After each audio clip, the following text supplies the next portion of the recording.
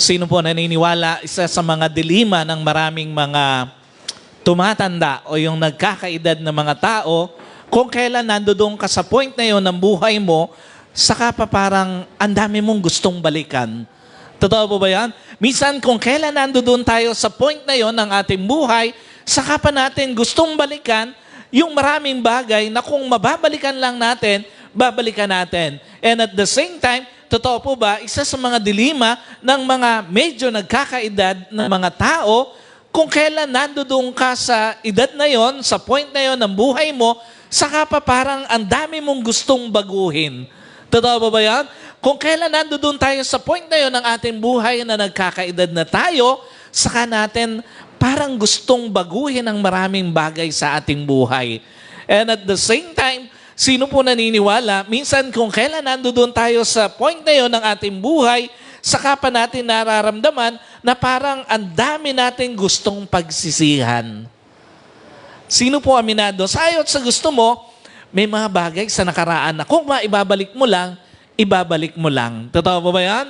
May mga bagay sa nakaraan na kung mababago mo lang, babaguhin mo.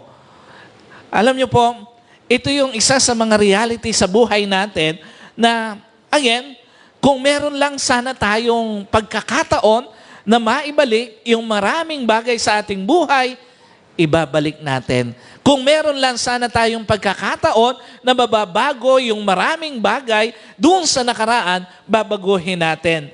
At sino po aminado? Sa ayot sa gusto mo, may mga bagay sa nakaraan na totoo namang nagdala ng regrets sa iyo.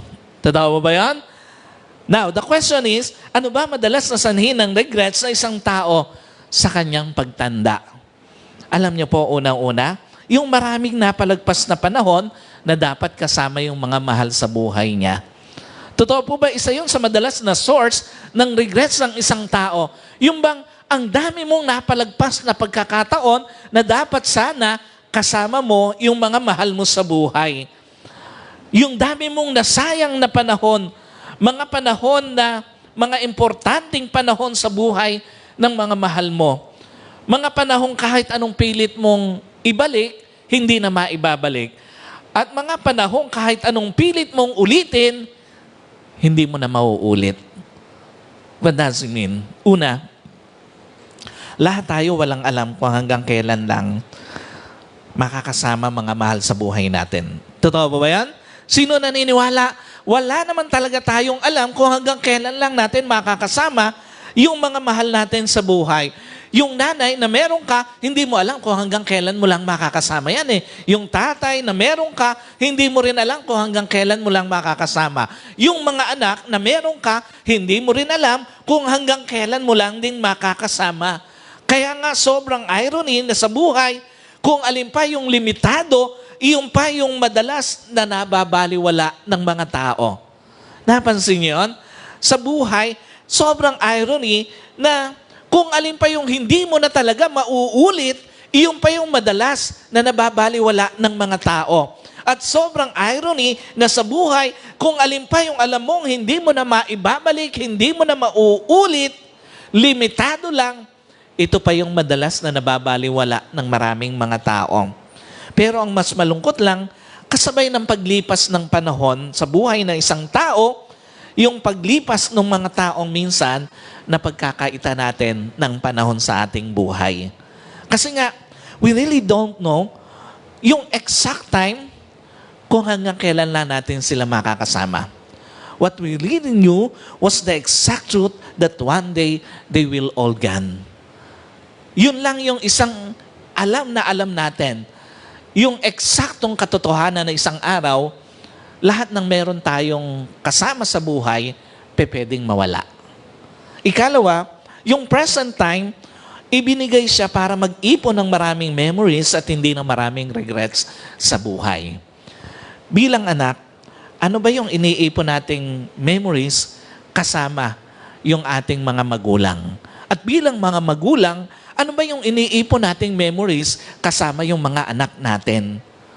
Kasi nga, sa ayaw at sa gusto mo, meron ka naman talagang babalikan ala-ala sa nakaraan eh. Totoo ba yun? Sa ayaw at sa gusto mo, meron kang babalikan doon sa nakaraan. Ang tanong lang, Yung bang babalikan mo, pag binalikan mong alaala, matutuwa ka ba o malulungkot ka? Yung bang babalikan mong alaala, pag binalikan mo, masisiyahan ka ba o mapupuno ka ng regrets? Kasi nga, again, sa ayaw at sa gusto mo, meron at meron tayong babalikang alaala sa nakaraan eh. Ang tanong nga lang, pag binalikan mo ba siya, mapapangiti ka o mapapaluha ka na lang? Kasi nga, sometimes, we treat those days as an ordinary days. Pero ang hindi natin pansin, nag-iipon na pala tayo ng mga masasaya o mga malulungkot na alaala sa buhay. Sometimes, we treat them as if they will permanently stay with us. Nakakalimutan natin na anytime pala, pwede silang mawala sa buhay natin. Ikalawa, bakit maraming mga regrets ang isang tao? Kung kailan siya nandoon sa mga huling araw na lang ng buhay niya, maraming nasaktang relasyon sa nakaraan. Alam niyo po, hindi lang yung marami kang napalagpas na panahon sa buhay na makasama yung mga mahal mo sa buhay, kung hindi, isa rin sa source ng regret ng isang tao, lalo na yung mga tumatanda na, yung ang daming nasirang relasyon, ang daming nasaktang relasyon sa buhay. Relasyon sa magulang, relasyon sa kapatid, relasyon sa anak, relasyon sa asawa. Ang malungkot lang, may mga tao hanggang sa huling hantungan, binaon na lang yung sama ng loob sa isang mahal sa buhay. May mga tao, napakalungkot lang na hanggang sa huling hantungan, mas pinili na lang yung galit kaysa dun sa pagpapatawad. At napakalungkot lang na may mga tao na hanggang sa huling hantungan, mas pinili na lang nila na lumayo kesa doon sa buuin ng relasyon. Napansin niyo yan? Maraming mga tao, kung sino pa yung nakapanakit, sila pa yung ayaw magpakumbaba. Sila pa yung patuloy na tinitindigan yung pagkakamali doon sa nasirang relasyon, doon sa nasaktang mga tao. Alam niyo po, sa ayaw sa gusto mo isang araw, babalikan mo yon. Kung iniwan mo yung asawa mo, babalikan mo yung alaala ng mga masasakit na nasirang relasyon sa buhay mo. Sa ayaw sa gusto mo, babalikan mo yon, yung alaala ng mga taong nasaktan mo sa iyong buhay. At ano ba itinuturo nito? Una, laging makapag-ayos kaysa makipaglayo. Totoo po ba? Pinakamahirap sa buhay yung ang dami mong nakasamaan ng loob. Totoo mo ba yun? Napakahirap sa buhay na ang dami mong nakagalit, ang dami mong nakasamaan ng loob. Magulang mo, kapatid mo, asawa mo, or even yung mga anak mo. Pinakamalungkot sa isang journey ng isang tao, yung ang dami mong nakasamaan ng loob. At pinakamahirap yon, yung nakasamaan mo ng loob, yung mga taong lagi mong nakakasama. Yung lagi mong nakakasalubong. At the same time, yung mga taong bahagi ng buhay mo o pamilya mo na. Pinakamahirap, pinakamasakit at pinakamalungkot na magkaroon tayo ng samaan ng loob sa mga taong pinakamalalapit sa ating buhay. Why? Ano pinapakita nito? Bukod sa connection bilang magkamag-anak, yung possibility na bawat okasyon magkikita-kita kayo, laging nandoon eh. Yung possibility na lagi kayong magkita-kita kapag may mga lamayan, pag may kasalan, so para makaiwas ka, hindi ka na lang pupunta. So yung dating kasamaan mo ng loob, nadadagdagan pa ngayon. Kaya nga laging piliin na lang na makipag-ayos kaysa makipaglayo. Ikalawa, laging piliin ang relasyon kaysa emotion. Sino po naniniwala? Pwede mong piliin ang relasyon mo kaysa emotion na sa tingin mo tila na argabyado. Sino po naniniwala? Pwede mo naman piliin yung relasyon mo kaysa doon sa emotion mo na tingin mo parang natapakan. At sino po naniniwala? Pwede mo naman piliin yung relasyon mo kaysa doon sa emotion mo na sa tingin mo parang nabaliwala. What does it mean? Ito po ang totoo. Yung emotion, pwedeng lumipas. Pero yung relasyon, lalo na sa pamilya, pwede bang lumipas yun? Kahit na nga nasaktan, nagkasakitan kayo, nagkasamaan ng loob, yung pamilya, mananatiling pamilya eh. Totoo ba yan? Hindi mo na matatanggal yun eh. Kung iyon ang ibinigay sa iyo ng Diyos na asawa, iyon na yung ibinigay sa iyo ng Panginoon. Kung iyon yung ibinigay sa iyo ng Diyos na pamilya, na magulang, hindi mo na mababago yun eh. At ito po ang totoo. Yung emotion, pwedeng isantabi yun, pero yung relasyon, lalo na sa pamilya, pwede mo bang isantabi yun? At yung emotion, pwede mong kalimutan yun eh. Pero yung relasyon, lalo na sa pamilya, pwede mo bang kalimutan ang pamilya? You can let your emotion to pass by for a while, but never a family, even for a while. You can let or you can set aside your emotion for a while, but never your family, even for a while. And you can forget your emotions for a while, but never your family, even for a while. Alam niyo po, pwede natin kalimutan yung ating emotion, pero hindi mo pwedeng kalimutan ang pamilya mo. Pwede mong kalimutan ang emotion mo, isang tabi, pero hindi mo pwedeng isang tabi ang pamilya na binigay sa iyo ng Panginoon. Ikatlo, bakit maraming mga regrets ang mga tao kung kailan nandoon na sa panahon ng kanyang pagtanda, napakaraming ipinagpaliban sa nakaraan. Sa katwirang bata pa naman siya. Sino po rito aminado? Doon sa mga medyo nagkakaedad na marami kang mga bagay na pinagpaliban sa buhay kasi tingin mo parang bata ka pa naman. Alam niyo po, isa sa mga source ng regrets ng isang tao na nandoon na sa stage na yun ng kanyang buhay, yung dami niyang pinagpaliban. Pinagpalibang pangarap, pinagpalibang pagmamahal, pinagpalibang paggala. Sino rito aminado? Maraming pinagpalibang paggala. Yung laging kasama lang sa mga plano, pero pag alisan na, hindi siya kasama. At sino rito aminado? Maraming pinagpalibang pagmamahal. Sino rito? Yung mga itinago lang, inilihim lang yung kanyang pagmamahal. Alam niyo po, kasama sa maraming mga regrets ng maraming mga tao na nandoon na sa stage ng kanyang buhay, yung mga ipinagpalibang pangarap sa buhay. Pinagpalibang pagmamahal, pinagpalibang paggala. Alam niyo po, ano pinapakita rito? May mga tao inabutan na ng pagtanda yung pangarap niya eh. Kapapaliban. Totoo ba yan? May mga tao hanggang sa tumanda, inabutan na ng pagtanda yung kanyang pangarap. And at the same time, totoo ba, may mga tao inabutan na ng pagtanda yung kanyang relationship goal sa buhay dahil sa kapapalibang magmahal. And at the same time, totoo po ba, may mga tao inabutan na ng pagsakit ng tuhod yung kanyang goal na makagala. Ano tinuturo nito? Una, pinakamasakit na nabigong pangarap, yung pangarap na hindi mo nasimulan. Totoo pa ba yan? Sino naniniwala? Pinakamasakit na pangarap o nabigong pangarap, yung pangarap na hindi mo man lang nasimulan sa buhay mo. Alam niyo po, ito ang totoo. Nabigo ka man sa isang pangarap, may learnings naman itong dinala sa'yo eh. Totoo mo ba yun? Kung bakit hindi mo dapat sukuan, hindi mo dapat ipagpaliban anumang pangarap na inilalagay ng Diyos sa puso mo kasi nga kahit mabigo ka, tiyak may learnings na ibibigay sa iyo yung karanasan na yon. Mabigo ka man sa isang pangarap, tiyak may ibibigay na pagtatag sa iyo kahit nakabiguan pa ang naranasan mo. And at the same time, nabigo ka man sa isang pangarap, tiyak may ihahatid sa iyo to na pagkatuto ng kapakumbabaan. Meaning, sa likod ng kabiguan mo, umaani ka pa rin ng maraming learnings na hindi mo matututunan sa season ng journey mo na tagumpay ka.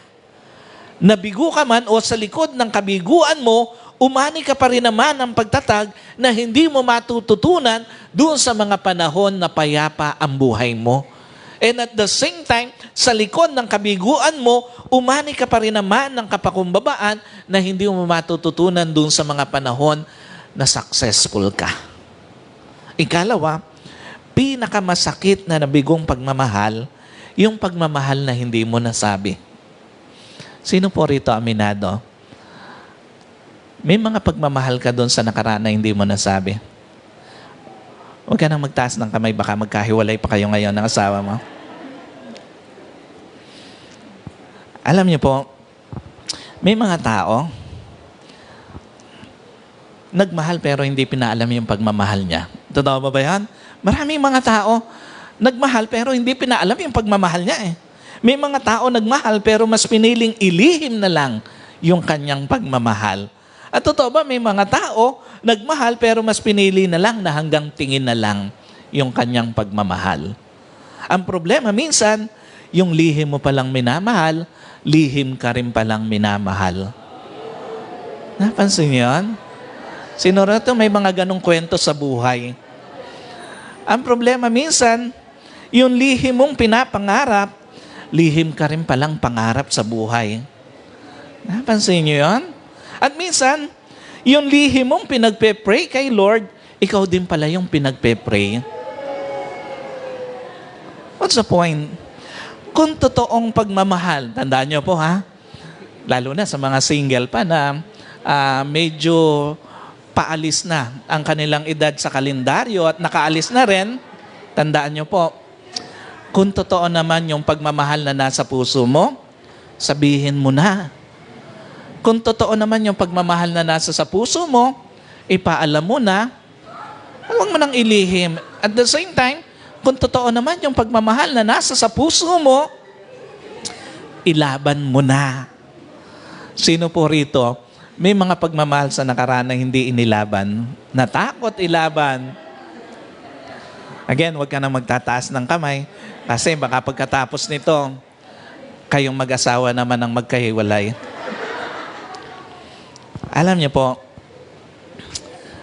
sa mga nagkakaedad na at may lihim na minamahal, lihim na pinagpe-pray sa ating Panginoon, huwag mo nang hintayin senior ka na saka mo pa sasabihin sa mahal mo. So those are things na source ng regret sa pagtanda ng isang tao. Maraming napalagpas na panahon na dapat kasama yung mahal niya sa buhay. Maraming napalagpas na maraming mga nasaktang relasyon and at the same time, maraming ipinagpaliban sa nakaraan. Now, the question is, paano mo naman may enjoy ang buhay sa pagtanda mo? Alam niyo po, after we learn yung mga bagay na nagiging source ng ating regret sa ating pagtanda, importante rin na matutunan natin, hindi lang yung mga source, kung hindi, ano yung mga pwedeng maging dahilan para ma-enjoy naman natin yung ating pagtanda. Alam niyo po, this morning, gusto kong kausapin hindi lang yung mga magulang, mamaya maging yung mga anak. Kung papaano natin pahalagahan yung mga taong ibinigay sa atin ng Panginoon. So now, tingnan natin, paano mo mai-enjoy ang buhay sa panahon ng iyong pagtanda. Una, iwasan yung maagang paghinto sa pagkita. Sino po naniniwala? Dapat ang tao habang nabubuhay kumikita. Totoo po ba yan? Dapat ang tao habang nabubuhay ka, hindi ka humihinto doon sa pagkita. Alam niyo po, hanggat kaya mo, dapat kumikita ka. At sino po naniniwala, mahirap i-enjoy ang mga panahon na tumatanda ka na walang-wala ka. Totoo po ba yan? Ang hirap mag-enjoy sa buhay nang walang-wala kang pera. Napambili lang ng kape, hindi mo alam kung bibigyan ka pa ng anak mo. Totoo po ba yan? Ang hirap i-enjoy ng buhay na walang-wala ka, na pambili lang ng maintenance ng gamot, hindi mo alam kung bibigyan ka ng anak mo. Pambili lang ng banana Q sa kanto, hindi mo alam kung bibigyan ka pa ng anak mo. Kaya nga pansinin niyo ang sabi ng Proverbs 30, 24-25, may 4 na bagay na maliliit sa lupa, ngunit sila'y matatalinong lubha. Ang mga langgam ay hindi malakas na sambahayan, gayon may nag-iimbak ng kanilang pagkain sa tag-araw. Ano tinuturo nito? Una, do not underestimate the power of hunger. Sino po naniniwala? Iba ang gutom pag tumama sa isang tao. Totoo mo ba yan? Sino rito nag-iibaan nyo pag nagugutom? Totoo mo ba yan? Iba ang tama sa tao pag gutom na gutom ka. Alam niyo po, ito ang totoo. Mawawala ka sa wisyo ng tamang pag-iisip pag gutom ka. Totoo ba yan? Sino aminado? Pag gutom na gutom, nawawala sa wisyo ng tamang pag-iisip. Mawawala ka sa wisyo ng tamang pagpapalano, tamang pagdedesisyon, tamang mga pagpili sa buhay kapag ka ang isang tao gutom. Kasi nga ito ang totoo. Ang taong gutom, lahat itataya. Maibsan lang ang gutom. Totoo ba yan? Lahat gagawin, maibsan lang ang gutom. Lahat susundin, maibsan lang ang gutom. To the point na i-compromise na yung pagkatao at paninindigan niya. Ikalawa, do not underestimate the pain of being broke. Sino po aminado? Masakit pa sa iniwan ng ex ang walang-wala kang pera. Totoo ba yan? Sino nararasan na dito na wala ng pera? Yung walang-wala ka talaga. Alam niyo po, wala nang sasakit pa doon sa gusto mong kumain pero wala kang pambili ng pagkain eh. Totoo ba yan? Wala nang sasakit pa doon sa gusto mong bumili ng gamot mo pero wala kang pambili ng gamot. At wala nang sasakit pa doon sa gusto mong gawin ng isang bagay pero hindi mo magawa dahil wala kang pera. Ano pinapakita nito? Ito po ang totoo. Pag wala kang pera, hindi ka lang walang pera. Pakiramdam mo, powerless ka din. Ito po ang totoo.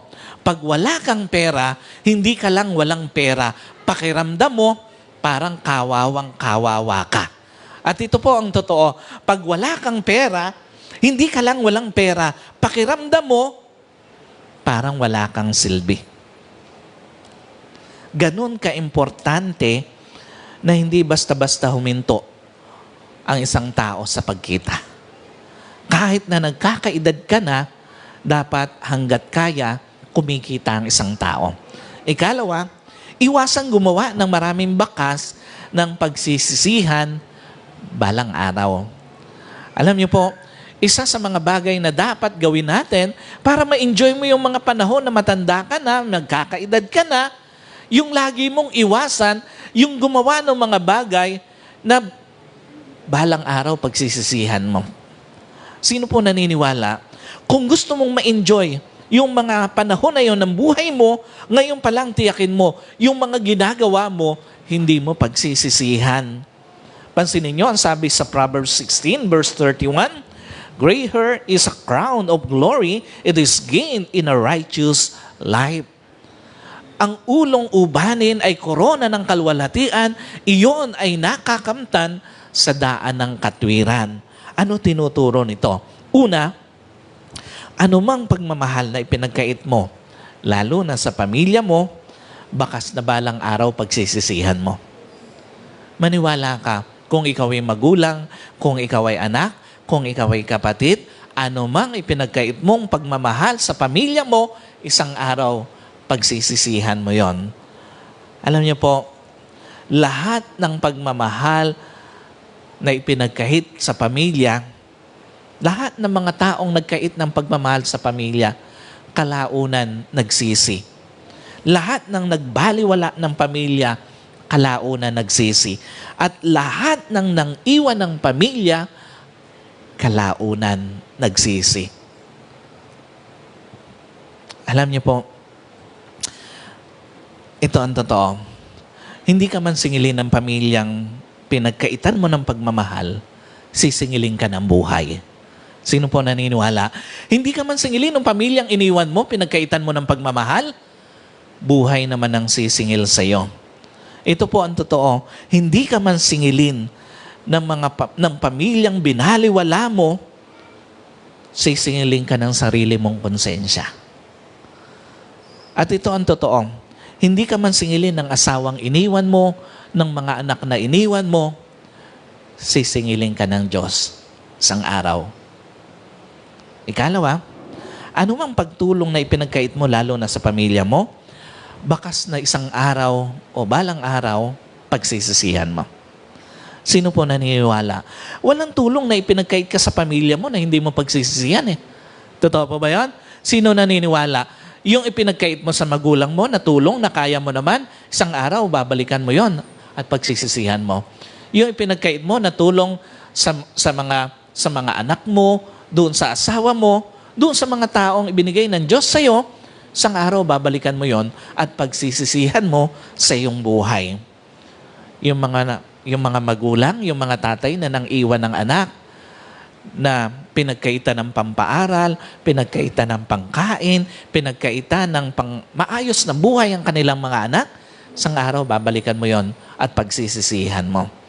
Alam niyo po, ang malungkot lang, minsan kahit gustuhin mo pang bumawi, kung nasa sa point na sila ng kanilang buhay na hindi na kailangan ng tulong mo, wala nang kwenta at hindi ka na makakabawi.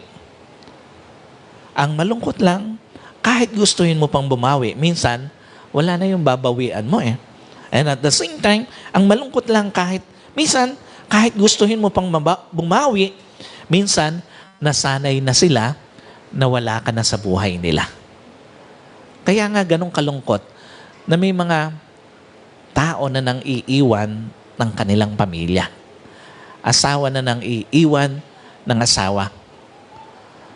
Ikatlo, para ma-enjoy ang buhay, wag mo lang iwasan yung mga bagay na gumawa ng mga bagay na isang araw, pagsisisihan mo, iwasan mo ring iasa sa iba yung pagsaya mo sa mga huling araw ng buhay mo. Sino po naniniwala? Hindi mo pwedeng iasa sa iba, ikasasaya ng buhay mo eh. Kahit pa sa pamilya mo o kahit pa sa mga anak mo. Alam niyo po, hindi mo pwedeng ilagay sa kamay ng ibang tao kung sasaya ka ba o hindi sa pagtanda mo. At hindi mo pwedeng iasa sa gagawin ng iba yung ikasasaya ng buhay mo sa panahon ng pagtanda mo. Kahit pa sa mga anak mo, hindi mo pwedeng iasa ang pagtanda mo. Sa mga nagkakaedad na po at sa mga magkakaedad pa, wag mong iaasa ang buhay sa mga anak mo. Kung gusto mong ma-enjoy ang panahon ng pagtanda mo. Kahit pa sa mga anak mo, hindi mo pwedeng iasa o gagawin nila o sa gagawin nila yung ikasasaya ng buhay mo sa pagtanda mo. What does it mean? Una, tanggapin na lang, pag nagkapamilya na anak, hindi na ikaw ang priority sa buhay nila. Sino po naniniwala? Kailangan mong tanggapin yung reality na yon eh. Na isang araw, pag nagkapamilya yung anak mo, hindi na ikaw ang priority ng oras nila. Huwag nang magsumbat pa na nung bata ka, pinagpuyatan kita, natural, ikaw ang magulang, ikaw ang dapat magpuyat sa mga anak mo.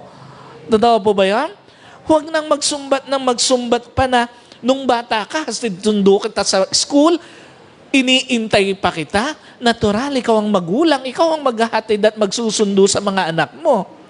At huwag nang magsumbat sa mga anak na nung bata ka, ako lagi nag-aayos ng mga gamit mo, natural lang naman yon dahil ikaw ang magulang.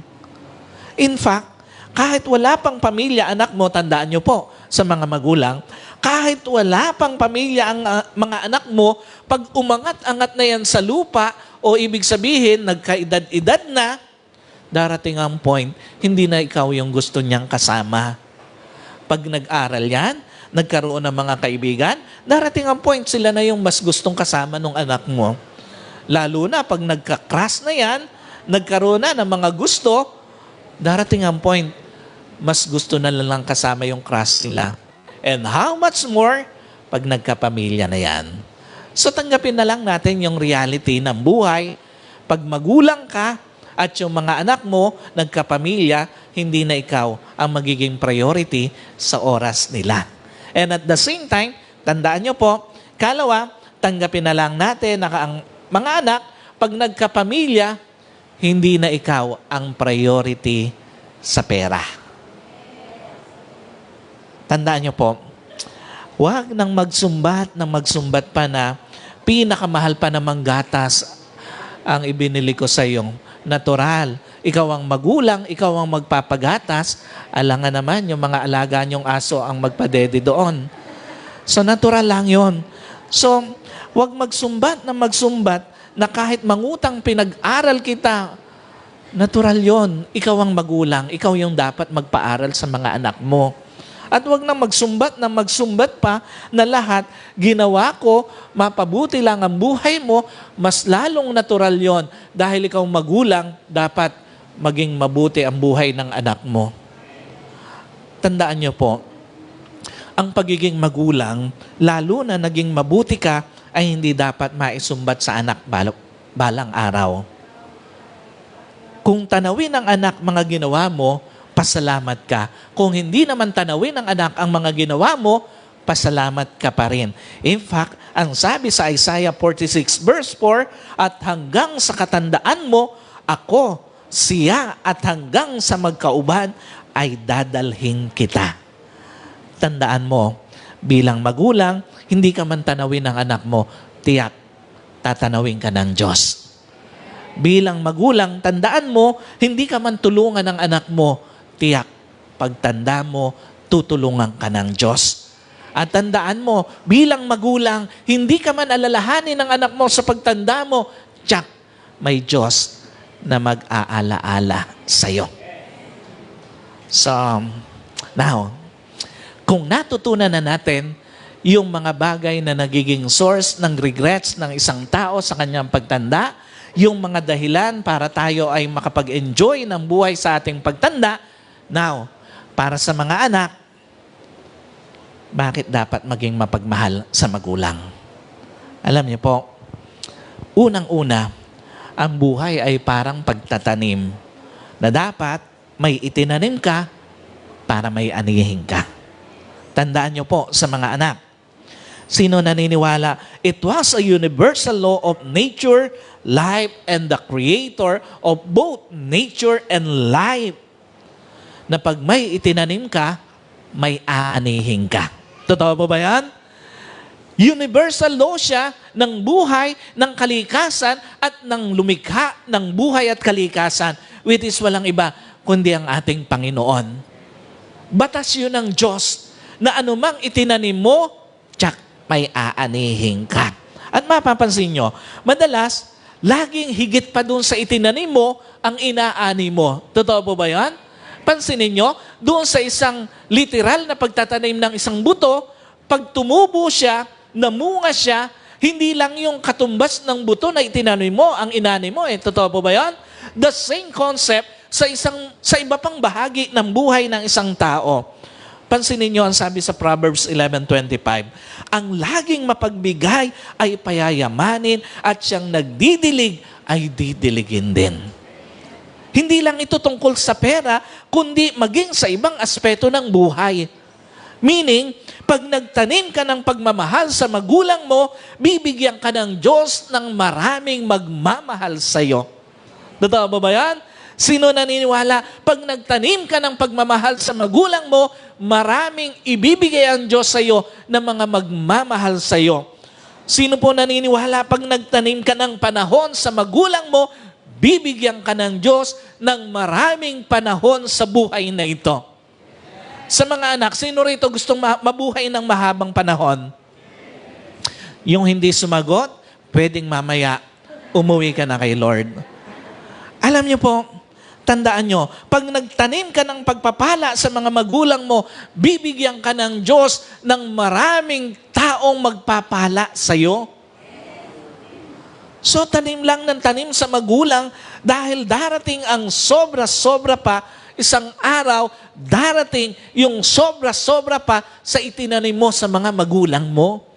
Huwag kang manghinayang kapag ka nagtatanim ka ng panahon sa magulang mo, pag nagtatanim ka ng pagmamahal sa magulang mo, pag nagtatanim ka ng pagpapala sa magulang mo. Kasi nga, isang araw, higit pa dun sa mga itinanim mo, ang ibabalik ng Diyos sa iyo. And it was a universal law of life, nature, and the giver of life and nature.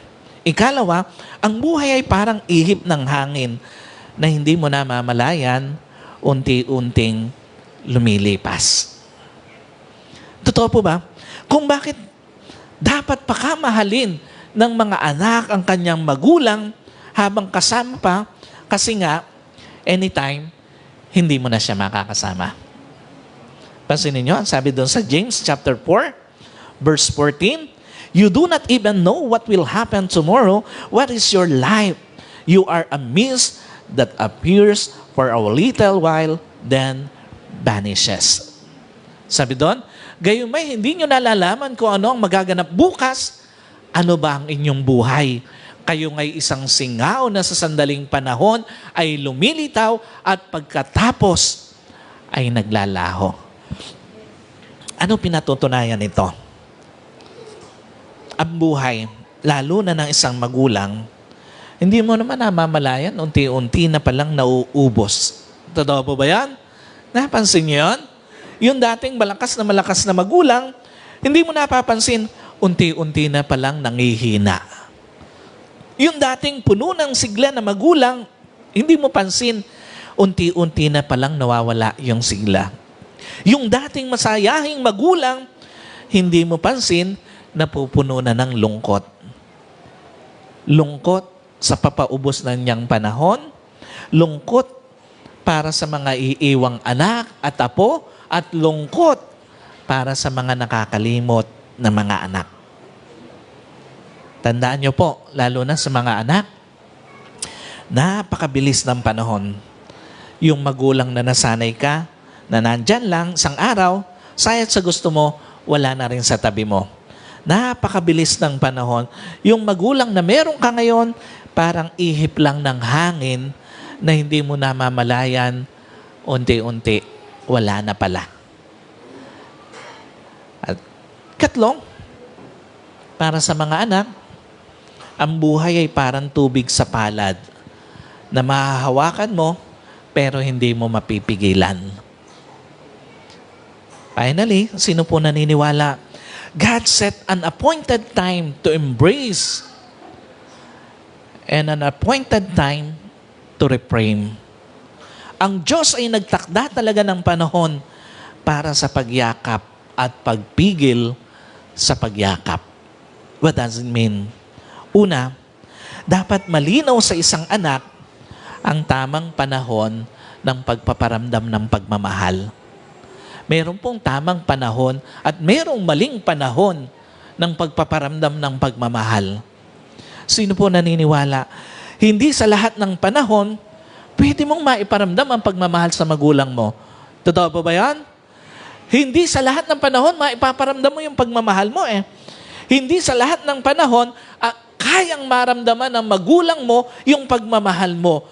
At sino po naniniwala, isang araw kahit pilitin mo pang mahalin sila, pag wala na sila, wala nang kwenta yung pagmamahal na yon. What's the point? Sa lahat po ng mga anak, gagastusan mo na lang din naman ng magulang mo. Gastusan mo na habang kasama mo pa.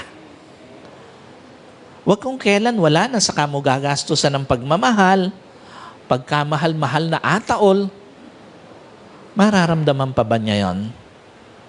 Huwag kung kailan wala na saka ka magkukumahog sa pag-uwi mula sa malayo, pero nung buhay pa, nanghihinayang ka sa pamasahe na gagastusin mo pa uwi. At huwag kung kailan wala na, saka mo pa pupurihin ng pupurihin, pero nung nabubuhay, hindi mo man lang masabi na mahal kita. Change is inevitable in life. Darating at darating ang pagbabago sa buhay. Yung magulang na dati nayayakap mo, isang araw, hindi mo na mayayakap. Yung magulang na dati nakakasama mo, isang araw, hindi mo na makakasama. At yung magulang na dati nakakausap mo, isang araw, hindi mo na makakasama. So church, this is the message of the Lord for us this morning. Sa lahat po ng magulang, kung gusto mong i-enjoy ang panahon ng iyong pagtanda, iwasan ang maagang paghinto sa pagkita. Iwasan gumawa ng maraming bakas ng pagsisisihan balang araw at iwasang iasa sa iba ang pagsaya sa mga huling araw ng buhay niya. At sa lahat po ng mga anak, Again, pakatandaan mo, ang buhay ay parang pagtatanim lang. Dapat may itinatanim ka lalo na sa buhay ng mga magulang mo para may anihin ka balang araw. Ang buhay ay parang ihip ng hangin na hindi mo namamalayan, lumilipas na pala sila. At ang buhay ay parang tubig na pwedeng mo mahawakan pero hindi mo pwedeng mapigilan. Kaya kung pinalad ka na habang naririnig mo ang mensaheng ito, buhay pa magulang mo, kasama mo pa magulang mo, pakamahalin mo na, pakabigyan mo na ng panahon, pakagastusan mo na rin. Dahil isang araw gustuhin mo man, wala ka na ring magulang na mayayaka pa. Gustuhin mo man, wala ka nang makakasama pa, wala ka nang makakausap pa. Yung plano mo na pagpalain sila, pagpalain mo na ngayon. Yung plano mo na pasayahin sila, pasayahin mo na sila ngayon. Huwag na puro sama ng loob ang ibigay mo sa magulang mo. Kasi baka mamaya, kung kailan patay na, wala na, iiyak-iyak ka doon, walang kwenta yung pag-iyak mo. Pahalagahan habang kasama, mahalin habang kasama, irespeto habang kasama. Dahil isang araw, gustuhin mo mang ibigay yung mga bagay na yon, kung wala na sila, hindi mo na maibibigay pa. Let us pray. Panginoon, sa umaga ito, nagpapasalamat po kami sa iyo. Salamat sa paalala, lalo na po sa aming mga magulang at mga anak. Sa aming magulang, kung papaano namin dapat ma-enjoy ang buhay, kung ano yung mga dapat naming iwasan para sa aming pagtanda. At sa mga anak, kung paano ba namin dapat mahalin ang aming mga magulang. Pagpalain mo po, Ama, lahat ng nakarinig ng iyong mensahe sa umaga ito, mula po dito sa physical service, sa online service, at sa mga makakapanood po ng video na ito. Muli po, buklorin mo ang mga pamilya na nakakarinig ng mensahe ito. Buklorin ang pagmamahal, pagkakaisa, pagpapahalaga, at pagrespeto sa isa't isa. Sa pangalan po ng aming Panginoong Hesus, ito po mga aking dalangin. Amen.